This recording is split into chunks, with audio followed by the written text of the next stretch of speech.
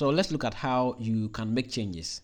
Let's say unfortunately you made an error, you mistakenly entered what you're not supposed to enter, and you want to change, or you selected a program that you've made some inquiries and you want to change, or you printed a form, you signed, you went to your HR looks at it and said, no, this is not right, this is not correct, go and do these changes. And this is how you will go about that. So you click on the link once again and it brings you here.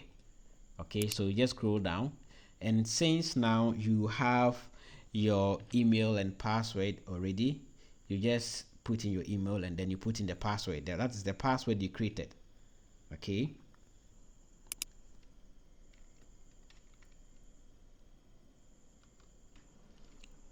after putting your email and your password, you tap on login. It loads and brings you here. So when you get here, because you are going to make changes, you just come and click on update information. Note, I say you click on what? Update information. When you tap on update information, it loads and brings you here.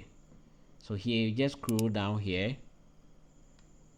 and you can make any changes. Okay, the phone number, the school, the date, you can make any changes you want. Okay, if it has to do with the program, you just scroll down, then you can make changes to the program. You can, if it's about the years, about weekend, the mode of study, you can change. If it's about, you just look at what you are supposed to do. Then after making the changes, you scroll up and then you tap on update information. When you tap on update information, you now come here and print the form again, because you are going to get the updated details, and then you save it. So that is it. This is how you can make changes on the system. I repeat, if you go to make changes, make sure you tap on update information, and after getting the PDF or after printing it out, cross check to make sure the changes has taken effect before you submit it. Let's take note of that.